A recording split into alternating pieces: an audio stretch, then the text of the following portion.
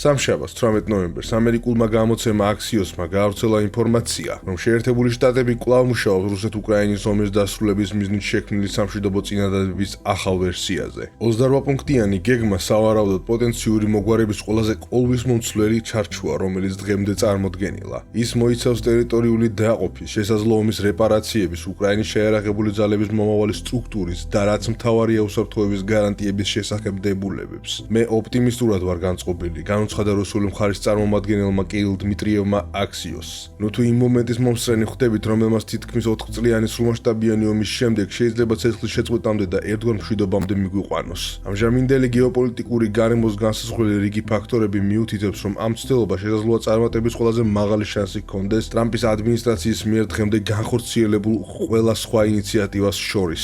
მაშასე იქნება თუ არა მშვიდობა. მოდით განვიხილოთ შემოთავაზებული გეგმა და მის გარშემო არსებული მითები და ფაქტორები.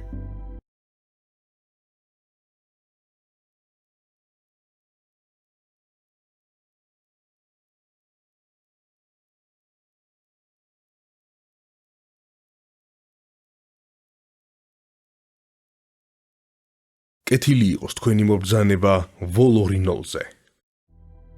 სამშვიდობო შეთანხმების პროექტზე მუშაობას კვლავ დონალდ ტრამპის წარმომადგენელი სტივ ვიტკოფი ხელმძღვანელობდა, რომელსაც პრეზიდენტის სიგრძე ჯარედ კუშნერი ეხმარებოდა. ამ წყვილმა ბოლო დროს ღაზას საკითხთან დაკავშირებული მათ მიერ შემოთავაზებული სამშვიდობო გეგმა მედიის მხრიდან დადებითი გაშუქების ტალღით წარმოადგინა. თუმცა ეს გეგმა ნამდვილად წარმატებული იქნება თუ არა, ჯერ კიდევ გასარკვევია. ამ თითქოს და წარმატების შთაგონებულმა ყურადღება რუსეთ-უკრაინის საკითხზე გაამახვილეს. რუსული მხრიდან მათი დამაკავშირებელი ხიდი რუსეთის სუვერენული ფონდის ხელმძღვანელი კირილ დმიტრიევი იყო. მოლაპარაკებები ძირითადად დმიტრიევის მაიამიში ვიზიტის დროს 24-დან 26 ოქტომბრამდე გაიმართა, ხოლო გეგმა მედიაში 18 ნოემბერს გაჟონა, თითქმის უეჭველად რუსების მეშვეობით. Axios-ის პოსტის ქვეშ სტივ უიტკოფმა შემთხვევით დააკომენტარა, რომ გაჟონა ბატონი კასკან მოდიოდა, რაც თითქმის უეჭველად კირილ დმიტრიევზე მიანიშნებდა. 20 ნოემბერს Axios-მა პროექტის არსებით დებულებებზე წვდომა მოიპოვა. არც უკრაინელებს და არც ევროპელებს არ მიუღიათ მონაწილეობა ამ საწყის განხილვებში. ვაშინგტონის მიხედვით ისინი მხოლოდ მოგვიანებით უნდა შეერთებოდნენ ამ განხილვებს. გასაკვირი არ არის, რომ ამ ფაქტს პარიზსა და ბერლინში გაღიზიანება მოჰყვა. ბოლოს და ბოლოს ამჟამად სწორედ ევროპაზე მოდის დახმარების ლომის წილი უკრაინაში მიმდინარე ომში. რამდენიმე დღის შემდეგ, 23 ნოემბერს, ევროპამ ამერიკულ ინიციატივას ჟენევაში გამართულ შეხვედრაზე უპასუხა. გერმანიამ, საფრანგეთმა და გაერთიანებულმა სამეფომ ამიერიდან ევროპულმა სამეულმა კოორდინაცია გაუწიეს საპასუხო რეაგირებას.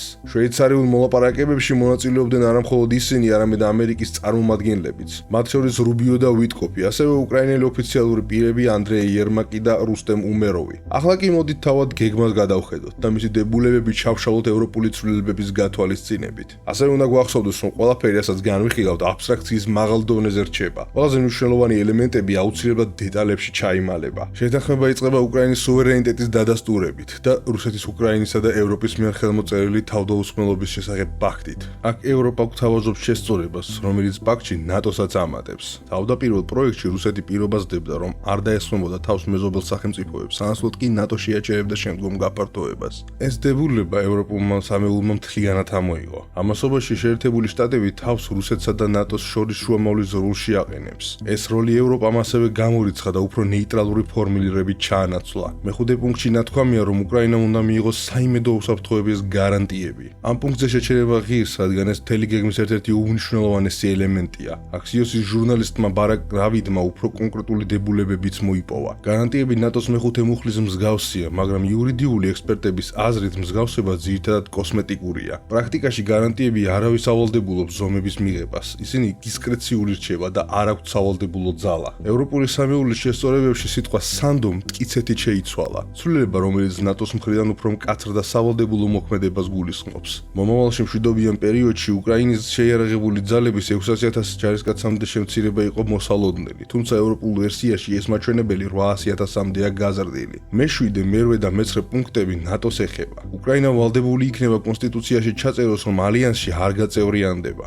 ევროპული ჩასწორებები ამ პუნქტის სულისკვეთებას ცვლის და აცხადებს, რომ უკრაინის გაწევრიანება მხოლოდ ნატოს კონსენსუსზეა დამოკიდებული, რაც ამჟამად არ არსებობს. მერვე პუნქტში აშშ-ის პროექტი მოითხოვს ნატოსგან ვალდებულების აღებას, რომ არ გაგზავნის ჯარებს უკრაინაში. ევროპელები განმარტავენ, რომ ნატო ჯარების მუდმივ განლაგებას არ განახორციელებს, მაგრამ ისინი როტაციული ყოფნის საშუალებას არ გამორიცხავენ. მეცხრე პუნქტში ძალიან ბუდოვნად არის ნათქვამი, რომ ევროპული გამანადგურებლები პოლონეთში განთავსდებიან. ამ მოსაზრებამ ვარშავაში საკმაოდ შეშფოთება გამოიწვია და ის პოლონეთის ტერიტორიაზე ნატოს ჯარების შეზღუდვის შენიღულ მცდელობად აღიქვეს, ხოლო საჰაერო საშუალებების განთავსების ნებართვით. ევროპული სამეული ამ პუნქტს ინარჩუნებს და მხოლოდ ერთ სიტყვას ცვლის, სიტყვა ევროპული ნატოთი ჩანაცვლდება. დოკუმენტის გაგრძელებაში აშშ-ის გეგმა ითვალისწინებს, რომ თუ რომელიმე მხარე დაარღვევს შეთანხმებას, ამას შედეგები მოჰყვება. რუსეთის წინააღმდეგ სანქციები აღდგება და შესაძლოა სამხედრო რეაგირების საკითხიც განიხილონ. ვაშინგტონი ასევე ითხოვს კომპენსაციას უსაფრთხოების გარანტიების უზრუნველყოფისთვის. თუმცა ევროპული სამეული ცალსახად დაძენს, რომ აშშ-ის გარანტიები უნდა ასახავდეს მეხუთე მუხლს.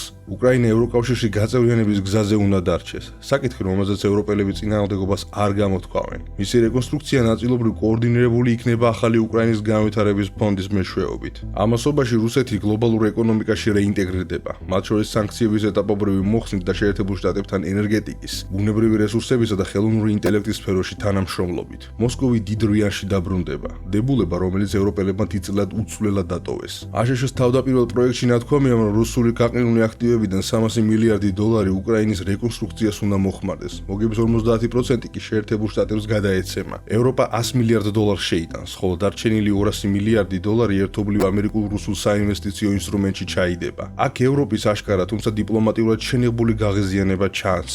ევროკავშირს არა მხოლოდ რუსეთის რეპარაციების ნახევარის დაფარვა უწევდა, არამედ ევროპის მიერ გაყინული აქტივები აშშ რუსეთის პროექტების დასაფინანსებლად გამოიყენებოდა. ვაშინგტონის მიერ უკრაინის აღდგენის მოგების 50% იდეა კი გაკვირვებას იწვევს, რა მოგებაზეა საერთოდ საუბარი. ევროპულმა სამეულმა ამოშალა ეს ნაწილი და შეცვალა ერთი პრინციპით. უკრაინა სრულად აღდგება და ფინანსურად კომპენსაციას მიიღებს მათ შორის რუსეთის სუვერენული აქტივების მეშვეობით, რომლებიც გაყინული დარჩება მანამ, სანამ რუსეთი არ აანაზღაურებს უკრაინისთვის მიყენებულ ზარალს. 15-დან მე-20-მდე პუნქტები ევროპულმა სამეულმა მხოლოდ მცირედი ცვლილებებით მიიღო. გეგმა თავდაპირველად ასახავს ერთობლივ ორგანოს, რომელიც ზედამხედველობას გაუწევდა შეთანხმების განხორციელებას. თუმცა თავდაპირველად ვერსია გამორიცხავდა უკრაინელებსა და ევროპელებს. ზედამხედველობის უფლება კი მხოლოდ შეერთებულ შტატებსა და რუსეთს რჩებოდა. ამის შემდეგ პუნქტებში რუსეთმა კანონმდებლობით უნდა დამამტკიცოს თავდაუსხმელობის ვალდებულება, როგორც ევროპის, ასევე უკრაინის მიმართ. აშშ-ს და რუსეთი განაახლებენ თანამშრომლობას ბირთვული გავრცელების თავიდან ასაცილებლად, ხოლო უკრაინა აიღებს ვალდებულებას, რომ არ გამოიყენებს ბირთვული იარაღს. კი, სწორად გაიგეთ. ზაპოროჟიეს ატომური ელექტროსადგურიდან მოწოდებული ელექტროენერგია თანაბრად გაიყოფა რუსეთსა და უკრაინას შორის. მე-20 პუნქტი მოიცავს ტოლერანტობისა და გაგების ზოგად ვალდებულებებს. შემდეგი მნიშვნელოვანი დაბრკოლება 21 პუნქტთან დაკავშირებით წარმოიშვა, რომელიც ტერიტორიებს ეხება. აშშ რუსეთის თავდაპირველ პროექტში ყირიმი, ლუგანსკის და დონეცკის რეგიონები სრულად აღიარებული იქნებოდა დე-ფაქტო რუსეთის ტერიტორიად, ხოლო ხერსონისა და ზაპოროჟიეს რეგიონები გაიყოფოდა შეხების ხაზის გასწვრივ. ევროპული სამეული ამის წინააღმდეგია. უარს ამბობს მთელი დონბასის რუსეთისთვის დათმობაზე. მათი ვერსია ითვალისწინებს მკაცრ გაყოფას არსებული შეხების ხაზის გასწვრივ. ამის შემდეგ ორივე მხარე იღებს ვალდებულებას უარი თქვას ნებისმიერ მოვალ სამხედრო რევანშზე, ხოლო რუსეთი უზრუნველყოფს უკრაინისთვის თავისუფალ ნაოსნობას დნეპრზე. ყველა სამხედრო ტყვე და მათი ნეშტი უნდა დაბრუნდეს, მათ შორის გატაცებული ბავშვებიც. უკრაინა არჩევნებს შეატარებს მშვიდობიანი გზის ომის დასრულებიდან 100 დღის განმავლობაში, რასაც ევროპელები ცვლიან ფრაზით რაც შეიძლება მალე. კიდევ ერთი დავა ეხება 26 პუნქტს, სადაც აშშ ორივე მხარესთვის სრულ ამნისტიას თავაზობს. ევროპული სამეული მთლიანად იღებს შეთანხმებიდან ამ პუნქტს და უმატებს ფორმულირებას მსხვერპლთა მხარდაჭერაზე. შემდეგი დებულება ითვალისწინებს, რომ ორივე მხარე თანხმდება მშვიდობის მონიტორინგის პროცესს, რომელსაც ზედამხედველობას გაუწევს დონალდ ტრამპის თავმჯდომარეობით შექმნილი საბჭო, რასაც ევროპელებიც თანხმდებიან. და ბოლოს პროექტის სრულდება ცეცხლის დაუყოვნებლივი შეწყვეტის მუხლით. ევროპული სამეული მოითხოვს დაემატოს განმარტებები იმის შესახებ, თუ ზუსტად როდის აღმოქმედდება ასეთი ცეცხლის შეწყვეტა. უკრაინელებს პასუხის გასაცემად ვადა 27 ნოემბრამდე მიეცათ. როგორც ხედავთ, აშშ და ევროპა ამ გეგმას საკმაოდ სერიოზულად ეკიდებიან. ინტერესთა აშკარა განსხვავებების მიუხედავად, გეგმას მინიმალური, თუმცა განხორციელების რეალური შანსი მაინც აქვს. თუ გადაწყვეტილება მხოლოდ ამ ორ მხარეს ერგება. თუმცა, რა თქმა უნდა, მთავარი აქტორები უკრაინა და რუსეთი რჩებიან. ნუ შევიქნით ილუზიას, რომ რუსეთმა შეცვალა თავისი სტრატეგიული მიზნები უკრაინის მიმართ. მისი მიზნები იგივე რჩება: უკრაინის პოლიტიკური ხელმძღვანელობის სრული განადგურება და ან დამორჩილება. ეგრეთ წოდებული მშვიდობის გეგმა ამას ითვალისწინებს? არა, ამერიკულ ვერსიაშიც კი არა. ის რეალურად შესაძლებლობების ფანჯარას ქმნის, რომელიც მოსკოვს ძალების ხელახლა გადაჯგუფების საშუალებას მისცემს. გლობალურ ეკონომიკაში რეინტეგრაცია, შეერთებულ შტატებთან განახლებული თანამშრომლობა, კიევისთვის უსაფრთხოების სუსტი გარანტიები და მინიმალური რეპარაციები ქმნის სცენარს, რომლის მიხედვითაც ვიტკოფის გეგმა შეიძლება რუსებისთვის საკუთარი ძალების აღსადგენ ფანჯარად იქცეს. ეს ფანჯარა შეიძლება 3, 5 ან თუნდაც 10 წელი გაგრძელდეს, რის შემდეგაც მოსკოვი შესაძლოა უკრაინასთან რებაჩისთვის დაბრუნდეს ან სხვა მეზობელი სახელმწიფოების წინააღმდეგ ახალი აგრესია დაიწყოს. ნავთობის ინდუსტრიის და უფრო ფართოდ რომ ვთქვათ, ეკონომიკის ღრმა ნგრევის გათვალისწინებით რუსეთის შესაძლოა ცდუნებას აღკვეს ასეთი ვარიანტით. მაშინაც კი თუ ამჟამად ბრძოლის ველზე აქტიურობს და მძიმე ფასად, მაგრამ მაინც წინ მიიწევს. კრემლის პროპაგანდისტები მიუხედავად იმისა, რომ მათ ვერ მიაღწიეს ომის ძირითად მიზნებს და ქვეყნისთვის კატასტროფული საერთო შედეგებისა, უდავოდ იპოვნიან გზას, რომ ეს მოვლენა კონფლიქტის ამ ეტაპისთვის საჭირო გამარჯვებად წარმოაჩინონ. სწორედ ამიტომ ვარაუდობს ბევრი, რომ გეგმის თავდაპირველი ვერსია სინამდვილეში რუსული ვერსია იყო. თეორია, რომელიც როგორც ამბობენ სენატორმა მაიკ რაუნდსმაც დაადასტურა. ეს ასევე ხსნის პირველ პროექტში ჩართულ მკაფიოდ რუსულ ნარატივებსაც. ევროპამ სწრაფად გააცნობიერა საწყის დოკუმენტში არსებული საფრთხეები და მნიშვნელოვანი ცვლილებები შეიტანა მასში. რაც მთავარია, მან გააზრიერა უსაფრთხოების გარანტიები, რამაც რეალურად ბუნდოვანება შექმნა იმასთან დაკავშირებით. შეიძლება თუ არა, რომ ნატო იძულებული გახდეს სამხედრო ძალით ჩაერიოს თუ რუსეთი დაარღვევს ამ შეთანხმებას. ის ასევე რუსეთს უკრაინის რეკონსტრუქციისთვის მნიშვნელოვან ფინანსურ ტვირთს აკისრებს და უარს ამბობს მოსკოვისთვის დონბასის იმ ნაწილებზე ავტომატური უფლების მინიჭებაზე, რომლებიც კიევის მიერ არის კონტროლირებადი. გარდა ამისა, ევროპულმა სამეულმა ამოშალა რუსეთის ომის დანაშაულებისთვის საერთო ამინისტიის ნებისმიერ შესაძლებლობა და მიუხედავად იმისა, რომ ევროპული ვერსიაც კი შეიცავს კიევისთვის პოლიტიკურად რთულ დებულებებს, მაგალითად ის ფაქტი, რომ რუსეთი გლობალურ ეკონომიკაში რეინტეგრირდება, ისე თითქოს არაფერი მომხდარა. არის შანსი, რომ ზელენსკიმ ასეთ შეთანხმებას მაინც მოაწეროს ხელი. რუსეთის კრიტიკული ინფრასტრუქტურის წინააღმდეგ შორმანძილზე განხორციელებული დარტყმების კამპანიაში უკრაინის შესანიშნავი წარმატების მიუხედავად, კიევი ფრონტის ხაზზე მზარდი სირთულეების წინაშე დგას, რომელთა ძირითადი მიზეზი უცვლელი რჩება. მობილიზაციის პროცესში არსებულ პრობლემებთან ერთად დეზერტირობების მკვეთრად მზარდი მაჩვენებელი. უკრაინის შეიარაღებული ძალები თავდასხმას აგრძელებს, მაგრამ მკვაცრი ზამთრის მოახლოებასთან ერთად დაძაბულობა იზრდება, თუმცა ეს ყველაფერი არ არის. სამშვიდობო გეგმის გაჟონვის დრო შესაძლოა სხვა მოვლენას უკავშირდებოდეს. რამდენიმე კვირის წინ უკრაინა ომის დაწყებიდან ყველაზე მასშტაბურმა კორუფციულმა სკანდალმა შეძრა, რომელიც სახელმწიფო ბირთვული ენერგიის გიგანტ ენერგოატომს ეხებოდა. ნაბუს გამომძიებლებმა აღმოაჩინეს, რომ პრეზიდენტ ვოლოდიმირ ზელენსკის ახლო თანამოაზრეებთან დაკავშირებული კრიმინალური ქსელი კონტრაქტების ღირებულების 15%-მდე გრთამს ითხოვდა, რაც სულ მცირე 100 მილიონი დოლარის ოდენობის თაღლითობაა. ბრალდებულებს შორის არიან ზელენსკის დიდი ხნის მეგობარი ტიმურ მინდიჩი, ყოფილი ვიცე-პრემიერი ალექსი ჩერნიშოვი და ყოფილი თავდაცვის მინისტრი რუსტემ უმეროვი. იგივე უმეროვი, რომელიც ჟენევის მოლაპარაკებებში მონაწილეობს. გაჟონილმა სატელეფონო ჩანაწერება გამოავლინა ჯგუფის ძლიერი გავლენა მთავრობაში ძირითად საკადრო პოლიტიკაზე. გისებულებები ზელენსკის უახლოეს თანამებრძოლებს ამხელს. სკანდალი ასევე ჩრდილს აყენებს თავად უკრაინის პრეზიდენტსაც, განსაკუთრებით იმის გათვალისწინებით, რომ მას 2025 წლის ივლისში ნაბუზე კონტროლის აღების და მისი დამოუკიდებლობის განადგურების ცდელობა ჰქონდა, რაც მხოლოდ მასობრივი ქუჩის საპროტესტო აქციებითა და აშშ-ის მტკიცე წინააღმდეგობით შეჩერდა. ამიტომ სრულიად დასაშვებია, რომ ვოლოდიმირ ზელენსკის მამხილებელი მტკიცებულებებით შეიძლება გამოჩნდეს, თუნდაც იმ სახით, რომ ის მფარველობდა თავის ახლო გარემოცვას. აშშ-ის სადაზვერვო სამსახურებმა შესაძლოა კარგად გაიგეს თუ რამდენად შესუსტდა უკრაინის პრეზიდენტის მოლაპარაკებების პოზიცია, რაც თავის მხრივ ზრდის ვაშინგტონის მიერ განხორციელებულ ზეწოლას. ამიტომ შესაძლოა სწორედ ამ მიზეზით 21 ნოემბერს ზელენსკიმ ომის ერთ-ერთი ყველაზე დრამატული განცხადება გააკეთა. ჩვენ ახლა ჩვენი ისტორიის ერთ-ერთ ურთულეს მომენტს განვიცდით. ახლა უკრაინა შესაძლოა ძალიან რთული არჩევანის წინაშე აღმოჩნდეს. ან ღირსების დაკარგვა, ან მთავარი პარტნიორის დაკარგვის რისკი. ან რთული 28 პუნქტიანი გეგმა, ან უკიდურესად მკაცრი ზამთარი. ყველაზე მკაცრი და წინ კიდე უფრო მეტი რისკი. ცხოვრება თავისუფლების, ღირსებისა და სამართლიანობის გარეშე და იძულება ენდო ადამიანს, რომელმაც უკვე ორჯერ დაგვესხა თავს. ისინი ჩვენს პასუხს ელოდებიან. შემდეგი კვირა რთული იქნება. იქნება დიდი ზეწოლა, პოლიტიკური და საინფორმაციო, ჩვენი დაშლისა და დესტაბილიზაციის მიზნით. ეს სიტყვები შეიძლება, თუმცა არა აუცილებლად, მიანიშნებდეს იმაზე, რომ კრიზისის განვითარებასთან ერთად ზელენსკისთან დაკავშირებული მაკომპრომიტირებელი მტკიცებულებებიც შეიძლება გამოჩნდეს. თუმცა ზოგიერთი ანალიტიკოსი, მაგალითად იაროსლავ ტროფიმოვი, საპირისპიროს ამტკიცებს, რომ სკანდალმა შესაძლოა კიევისთვის სამშვიდობო გეგმის მიღება გაართულოს, რადგან საზოგადოებამ შეიძლება ეჭვი შეიტანოს, რომ ზელენსკი ამაში იძულებით ჩაერთო. მიუხედავად ამისა, ყველა ფაქტორის ერთად აღებისას სამშვიდობო გეგმას წინსვლის მცირე, თუმცა მაინც რეალური შანსი აქვს.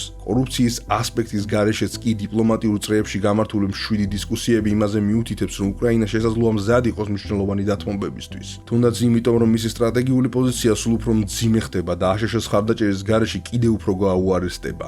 ანდრეი ერმაკმა, რომელიც თავადაც პოტენციურად არის ჩათული ამ კორუფციულ სკანდალში, დადებითად ისაუბრა პროექტზე მიმდინარე პროგრესზე და აღნიშნა, რომ საბოლოო გადაწყვეტილება პრეზიდენტებზეა. ეს კიდევ ერთხელ მიუთითებს, რომ შეთანხმების სავარაუდო ბედს მოსკოვი განსაზღვრავს. და მიუხედავად იმისა, რომ ვიტკოფის გეგმა კრემლისთვის ოპტიმისტურად შეფასდა, სულ მცირე დმიტრიევის მიერ. ევროპული სამეურის გადამუშავებული ვერსია შეიცავს მრავალ დებულებას, რომლებიც რუსეთისთვის ძვირი დაჯდება.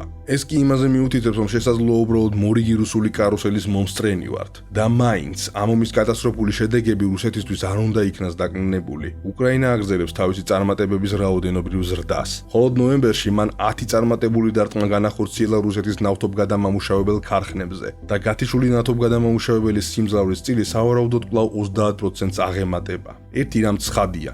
თავდაპირველი თუ გადამუშავებული სახით ეს შეთანხმება ევროპასა და უკრაინას ომის აჩდილს არ მოაშორებს.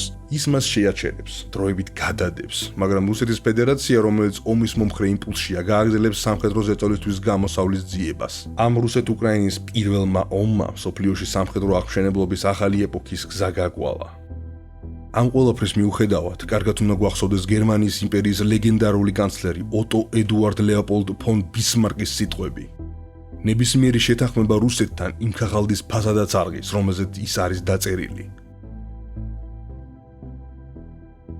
გმადლობთ, რომ ვიდეოს უყურეთ ბოლომდე. აუცილებლად გამოიწერეთ არხი, მოიწონეთ ვიდეო, დაწერეთ კომენტარებში თქვენს ფიქრობთ, როგორ განვითარდება მოვლენები და შევხვდებით შემდეგ ვიდეოებში.